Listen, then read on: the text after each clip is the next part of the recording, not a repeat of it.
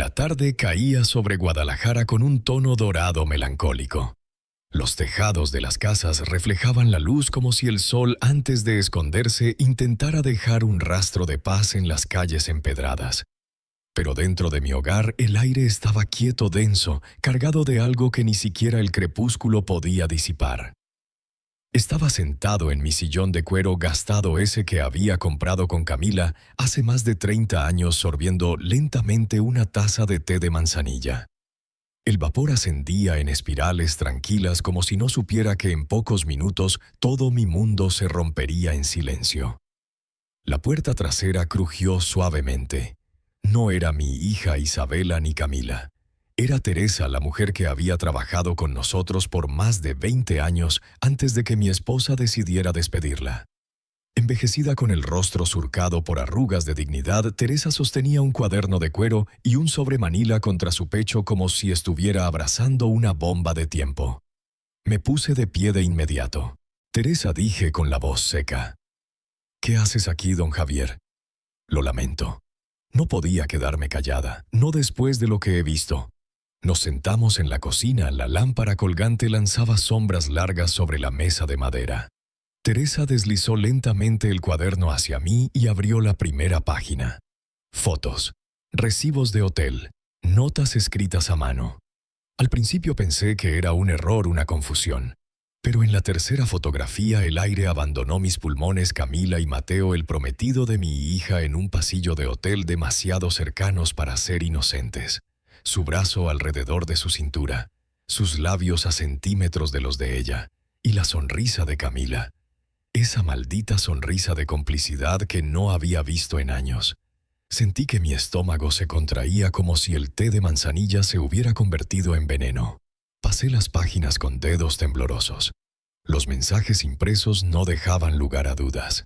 «Tu esposo ya está viejo, pero tú sigues siendo fuego». Abrí el sobre y miré las copias impresas, los detalles meticulosos, fechas, nombres, lugares. Camila había sido cuidadosa, pero no lo suficiente. Mateo, por otro lado, parecía disfrutar cada momento de traición. Incluso había selfies donde ambos se reían en la cama de un hotel con sábanas blancas. El mismo hotel donde yo y Camila habíamos celebrado nuestro aniversario 20 años atrás. «Gracias por traerme esto», logré decir al fin. «Ahora sé exactamente con quién estoy casado. ¿Y con quién se iba a casar mi hija?»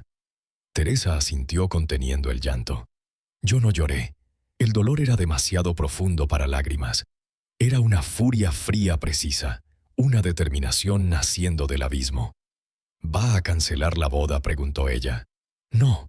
Mi voz fue más firme de lo que esperaba. «La boda se hará. Isabela no sospecha nada. No quiero que sufra públicamente. No todavía. Pero durante la boda voy a revelar todo, y lo haré de una manera que nadie olvidará jamás». Teresa me miró sorprendida. Dentro de mí el silencio se convertía en guerra. Había amado a Camila más de lo que el mundo entendería. Pero ese amor, esa confianza, habían sido enterrados junto con cada beso robado que ella compartió con ese bastardo. Yo no era un hombre vengativo, no era cruel. Pero ese día algo dentro de mí murió. Y algo más, nació el deseo de exponerlos, no por odio, sino por justicia. No por venganza, sino para salvar a Isabela de una vida de mentiras. Mientras la ciudad dormía, yo planeaba la caída del velo, la caída de la máscara. La boda sería su escenario, y el pastel su confesionario. Y así comenzó la cuenta regresiva. 2 noches. 2 noches para que la verdad surgiera desde dentro del azúcar y el fondant. 2 noches para que mi voz, silenciada por años de respeto y sacrificio, se convirtiera en el grito que destruiría el teatro de mentiras. Mi nombre es Javier Morales. Y esta no es una historia de traición, es una historia de despertar. La mañana siguiente amaneció con una quietud sospechosa. Las campanas de la iglesia en el centro de Guadalajara repicaban a lo lejos, como si anunciaban una fiesta que no sabían estaba contaminada desde sus cimientos. Yo me vestí con la misma rutina de siempre: camisa blanca bien planchada, pantalón beige y el reloj de oro que Camila me regaló en nuestro aniversario número 40. Un regalo que ahora ardía en mi muñeca como una mentira envuelta en metal. Bajé al comedor y allí estaba ella sentada con la serenidad de quien no tiene nada que ocultar, sirviéndose café como si la vida siguiera siendo una obra de teatro encantadora. Me miró y sonrió. Esa sonrisa, siempre la había considerado su mejor arma. Era la sonrisa con la que me conquistó en los años 70 durante una fiesta patronal en Tonalá. La misma sonrisa con la que alguna vez me dijo que quería envejecer conmigo. Y ahora, la misma sonrisa que había llevado a un hotel con el prometido de nuestra hija. ¿Dormiste bien, amor?, preguntó ella. Asentí con un murmullo que sabía a ceniza. Soñé que había una tormenta, le respondí sin mirarla. Pero nadie se mojaba. Camila rió sin captar la carga de la frase. Me senté y bebí un sorbo del café que ya sabía a traición. Mis ojos recorrían su rostro, intentando encontrar una señal, un parpadeo, un tic nervioso. Nada. Estaba entrenada. Era experta en ocultarse dentro de su propia piel. A media mañana salimos rumbo al jardín de eventos Flor de Azahar, donde se realizaría la boda. Esa misma tarde sería el ensayo general con los organizadores, la florista, el músico y, por supuesto, los novios.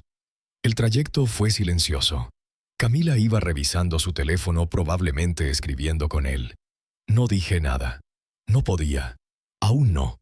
Pero por dentro contaba las pulsaciones del corazón como un metrónomo afilado. Al llegar al lugar ya estaba decorado a medias.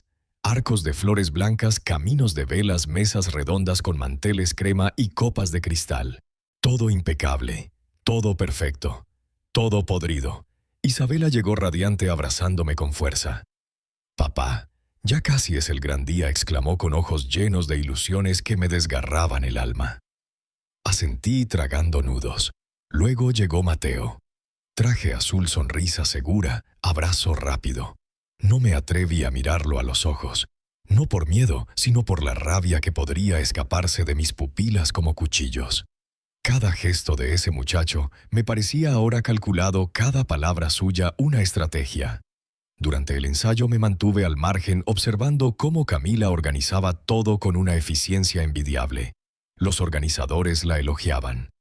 «¡Qué mujer tan elegante, tan capaz!», decían, y yo solo quería gritar: «No saben nada, no saben que bajo ese perfume caro y esa sonrisa pulida se esconde la mujer que ha traicionado todo». Pero no, el tiempo no había llegado. Aún no. Por la noche regresamos a casa. Camila preparó pasta al pesto, su especialidad. Cenamos bajo la luz tenue del candelabro. Todo parecía sacado de una postal familiar. Ella hablaba sobre las flores, los invitados, los recuerdos que estaban por venir. Yo asentía solo para no desentonar. Pero por dentro el volcán hervía. Cuando ella se fue a bañar, fui a mi estudio. Saqué el sobre manila que Teresa me había dado y lo extendí sobre el escritorio. Ahí estaban las fotos, los mensajes, la prueba irrefutable de lo que había ocurrido. Mi mirada se detuvo en una imagen en particular: Mateo besando el cuello de Camila frente al espejo de un hotel. Sentí un escalofrío, no por la infidelidad, sino por la frialdad, el descaro, el desprecio hacia nuestra familia. En ese instante tomé una decisión: no bastaba con mostrar las pruebas. Debía convertir ese momento en un acto de revelación pública. No por venganza, sino por justicia. Por Isabela, por mí. Por cada año de silencio, de fidelidad, de entrega. Cerré el sobre con cuidado y escribí en la tapa: la verdad. No abrir hasta que el cuchillo toque el pastel. Esa noche, al acostarme junto a Camila, escuché su respiración acompasada. Dormía tranquila, como si el mundo no ardiera bajo sus pies. Yo, en cambio, tenía los ojos abiertos, fijos en el techo. Cada crujido de la madera, cada sombra en la pared, cada latido de mi corazón era un recordatorio: la verdad ya no podía esperar mucho más. Y el pastel pronto sería servido. A la mañana siguiente, cuando el sol apenas despuntaba entre los tejados anaranjados del barrio Providencia, yo ya estaba vestido. Llevaba mi saco verde oliva, el mismo que usé en la boda de mi hermana menor. Ese saco había estado presente en celebraciones sinceras, donde la gente lloraba de emoción, no de traición. Hoy, sin embargo, iba a encargar una torta que no celebraría el amor, sino que lo diseccionaría con cuchillo y fondant. Caminé hacia la pastelería Delicias del Sol, una tienda tradicional con vitrinas brillantes, molduras antiguas y olor a mantequilla recién batida. Era el mismo lugar donde Camila y yo encargamos nuestro pastel de aniversario número 25. Allí me recibió el señor Emilio, el pastelero de siempre, con su delantal manchado de harina y azúcar glass. Don Javier, ¿cuánto tiempo? No me diga que se casa de nuevo. Bromeó con su voz rasposa pero alegre. No exactamente, le respondí con media sonrisa que no alcanzó mis ojos. Le mostré el diseño del pastel, 3 niveles fondant blanco decorado con lirios y detalles dorados. Clásico, sobrio, elegante. Pero lo más importante venía después. Necesito que el segundo nivel tenga una cavidad oculta en el centro, lo suficiente para guardar una caja de madera pequeña. Emilio frunció el ceño confuso. ¿Como una sorpresa? Algo así. No debe caer con el peso, pero debe poder romperse con un solo corte de cuchillo. Tiene que estar firme, pero no impenetrable. Saqué la caja de madera de mi bolso.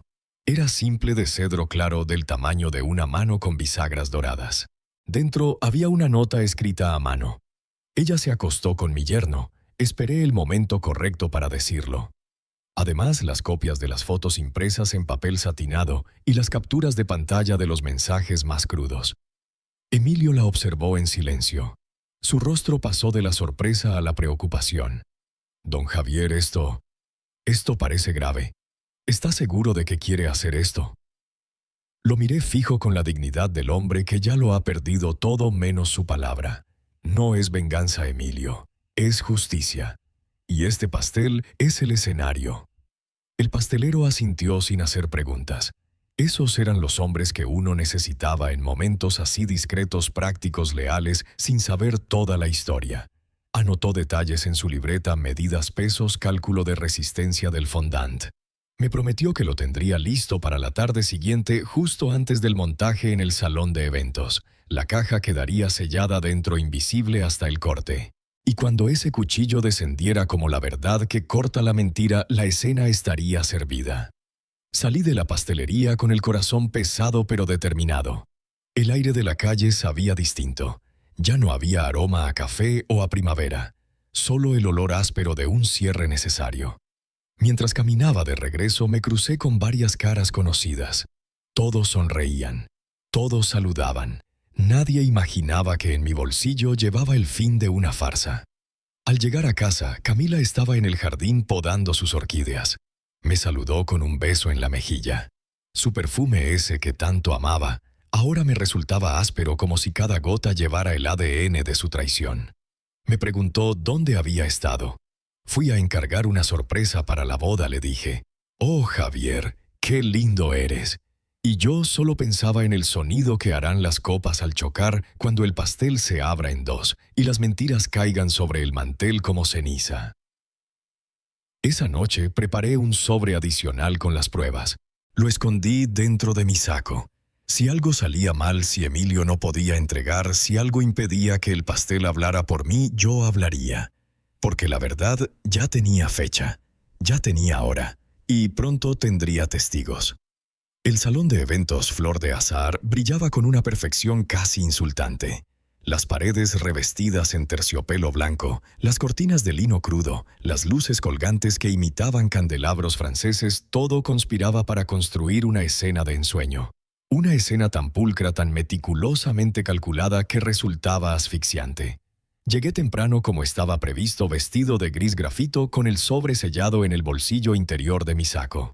El lugar estaba en silencio, apenas perturbado por los pasos apresurados de los decoradores y el zumbido suave de la música ambiental que salía de los altavoces. Poco a poco fueron llegando los demás, los coordinadores, la florista con su cabello rojo encrespado, los meseros haciendo pruebas de bandejas y luego Camila con un vestido verde esmeralda y labios rojos perfectamente delineados. Me saludó con un gesto breve y un beso al aire, como si fuéramos socios en una empresa, no esposos, a punto de celebrar la boda de nuestra hija. Luego entraron Isabela y Mateo. Ella radiante con un vestido blanco sencillo para el ensayo. Él con su maldita sonrisa que yo ahora veía como una máscara de cera derritiéndose lentamente. La coordinadora principal, una mujer bajita y rigurosa llamada Carla, comenzó a repartir instrucciones como metralla. Ensayamos la entrada, la posición de los padrinos, el acomodo de los invitados, los movimientos del cortejo. Todo fluía con mecánica teatral. Nadie veía que esa coreografía impecable ocultaba un guión escrito en sangre. Durante una pausa, Camila se me acercó con una copa de agua con rodajas de lima. «Todo está saliendo perfecto, ¿verdad, amor?», sonreí con frialdad. «Perfecto, como siempre has querido». Ella no captó el doble filo. Volvió a su asiento cruzando las piernas con elegancia ensayada. Observé a Mateo que rápidamente se acercaba a Isabela para acariciarle la espalda. Y mi hija reía confiada e inocente. Mi garganta se cerró como si me tragara una piedra caliente. Tuve que girar el rostro. Aquel hombre que la abrazaba era el mismo que besaba a mi esposa en moteles baratos. El ensayo avanzaba. Cada vez que la pareja simulaba el corte del pastel invisible, sentía un cosquilleo eléctrico en las yemas de mis dedos. Todo estaba casi listo. Emilio había confirmado por mensaje que el pastel estaría en el salón a las 6 de la tarde del día siguiente. El sobre de repuesto seguía en mi bolsillo por si acaso. Las pruebas impresas, la nota, todo preparado. La escena no podía fallar. Observé las flores, los candelabros, el escenario dispuesto para la felicidad que en realidad sería el altar del juicio. Mañana la verdad cortaría el aire como cuchillo entre la crema y el engaño. Cerré los ojos, respiré profundo y al abrirlos otra vez supe que ya no había vuelta atrás. Lo había decidido.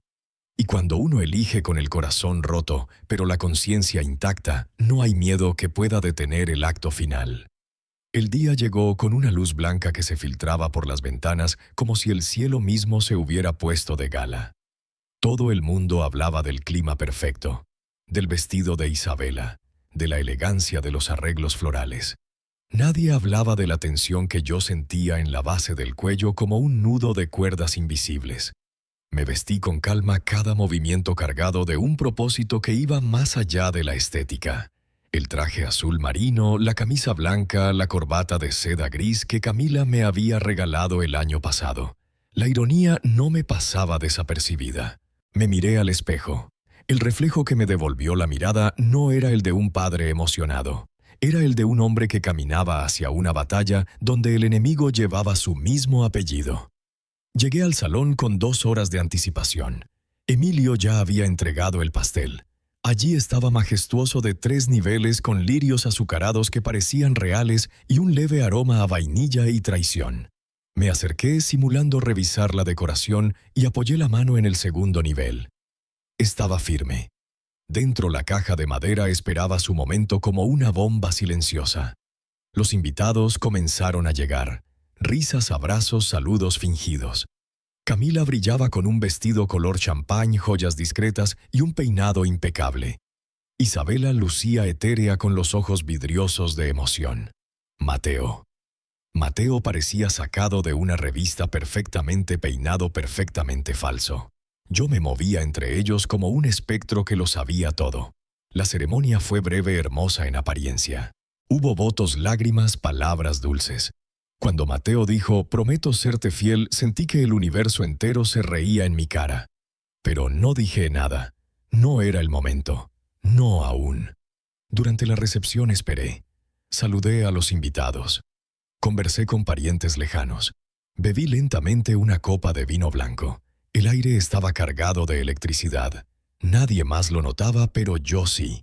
Como quien espera un trueno sabiendo que el rayo ya cayó. Y entonces llegó el momento. Camila dio la señal a los meseros. Las luces se atenuaron. Se escuchó el tintinear de las copas. Todos los ojos se dirigieron al pastel. Isabela y Mateo tomaron el cuchillo plateado. Sonreían. La gente aplaudía. Las cámaras grababan. Y el cuchillo bajó. Un primer corte. Luego el segundo. Un crujido. Un golpecito seco. Y luego la caja cayó al plato de porcelana como un ladrillo en un estanque de cristal. La música se detuvo. Hubo un silencio que duró menos de un segundo, pero pareció eterno. Isabela frunció el ceño. Mateo se paralizó. Camila empalideció. Yo avancé con calma. Tomé la caja antes de que alguien más pudiera tocarla. La abrí. Mostré el contenido, las fotos, los mensajes, la nota. No necesité decir nada. La pantalla gigante que proyectaba momentos de la boda ahora mostraba una por una las pruebas que Emilio había escondido dentro. El equipo de video, sin saberlo, estaba conectado al mismo archivo que yo entregué la noche anterior. Gasps, manos en la boca, voces ahogadas. Mateo retrocedió. Isabela no podía articular palabra. Camila susurró mi nombre. Yo levanté la vista. Esta es la verdad. Y hoy en este lugar donde todos vinieron a celebrar la unión, también conocerán el precio de la traición. La gente no sabía si sentarse o salir. Algunos se quedaron paralizados. Otros comenzaron a murmurar. Mateo intentó hablar, pero Isabela ya había soltado su mano. Camila cayó en la silla sin poder moverse. Yo me alejé. No buscaba aplausos. No buscaba escándalo. Solo quería que la verdad tuviera nombre, rostro, evidencia. Que Isabela no se casara con una mentira. Que Camila supiera que su traición tenía testigos. Que Mateo sintiera en carne propia el peso de su falsedad. El pastel seguía en su sitio cortado, expuesto, hermoso por fuera, podrido por dentro, como todo lo que esa noche representaba.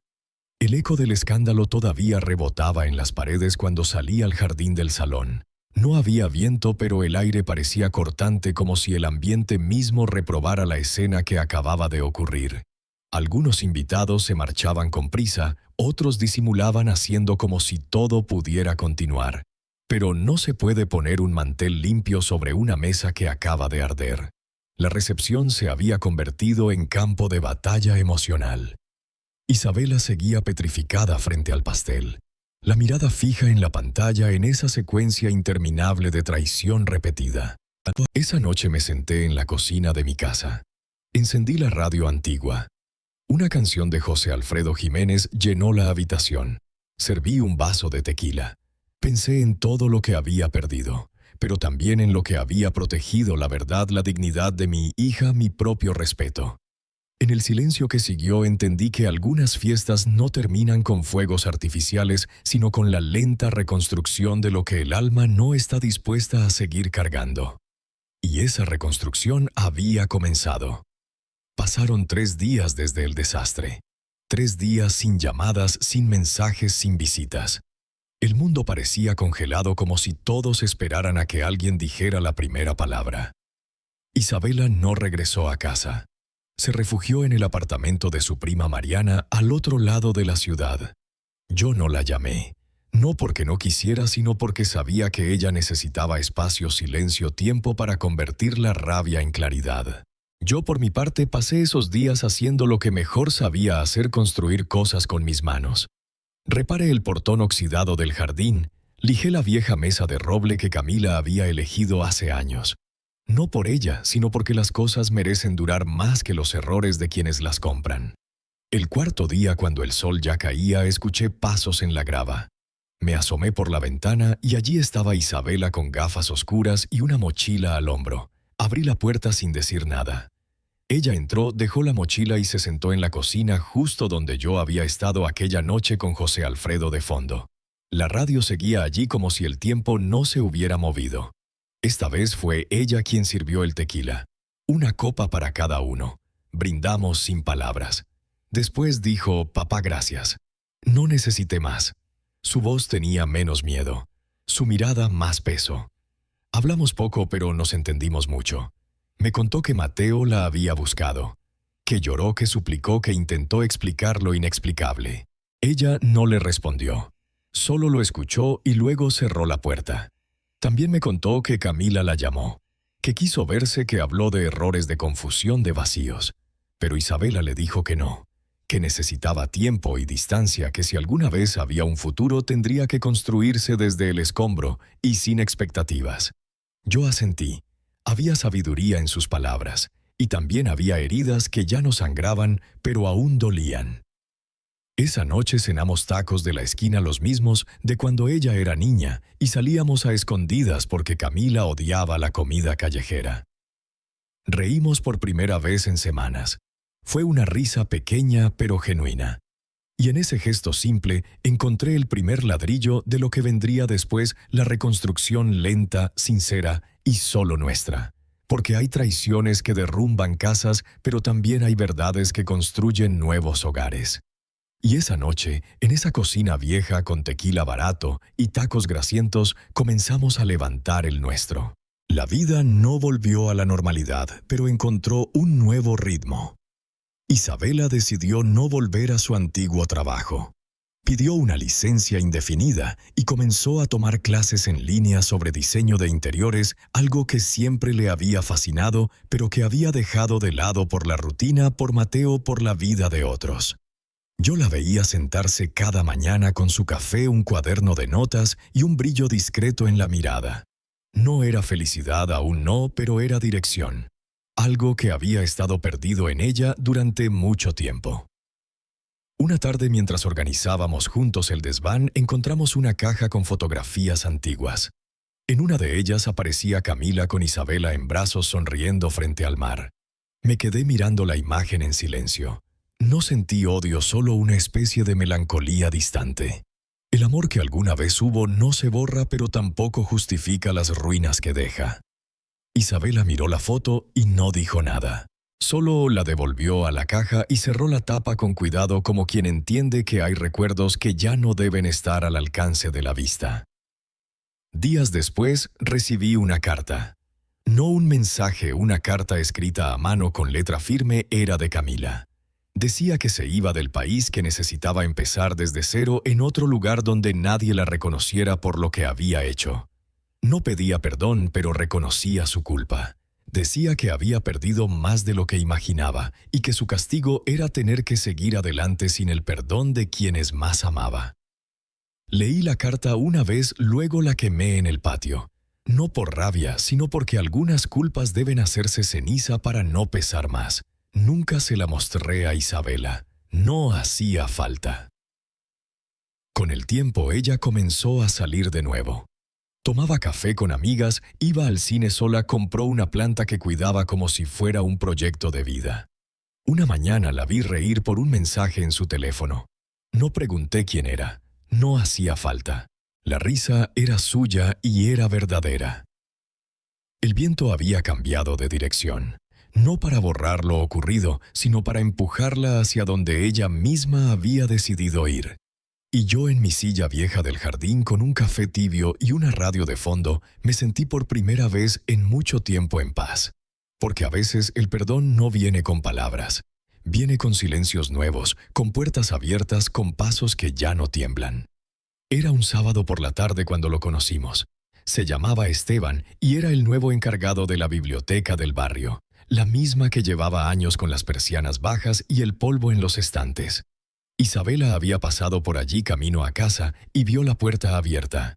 Entró por curiosidad y salió con un libro de arquitectura en la mano y una sonrisa distinta, una que hacía tiempo no veía en su rostro. Esa noche me habló de él sin decir demasiado.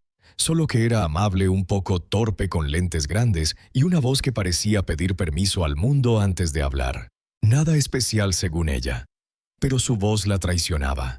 No por cómo hablaba de Esteban, sino por cómo callaba lo demás. Durante las semanas siguientes, los libros comenzaron a aparecer en la mesa de la cocina. Títulos distintos, notas en los márgenes, marcapáginas improvisados con servilletas dobladas. A veces venía acompañados de una sonrisa de lado, de esas que nacen cuando algo empieza y no se quiere decir en voz alta para no romperlo. Yo no pregunté. Aprendí a reconocer las señales de una hija que estaba sanando a su manera.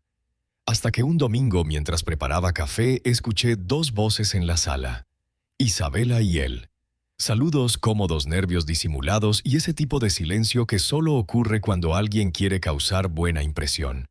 Esteban era exactamente como ella lo había descrito, educado con ese aire de quien ha leído demasiados libros, pero no ha tenido tiempo para endurecerse. Hablamos de jardinería, de cine, de cafés escondidos en el centro. No mencionamos el pasado, ni a Mateo ni a Camila. No hacía falta. A veces lo más valiente que uno puede hacer es mirar hacia adelante sin escarbar lo que ya fue. Esa noche Isabela me preguntó si me había caído bien. Le dije que sí. No porque quisiera agradarla, sino porque era verdad. Porque por primera vez en mucho tiempo su mirada no estaba rota. Estaba en proceso, sí, pero no rota.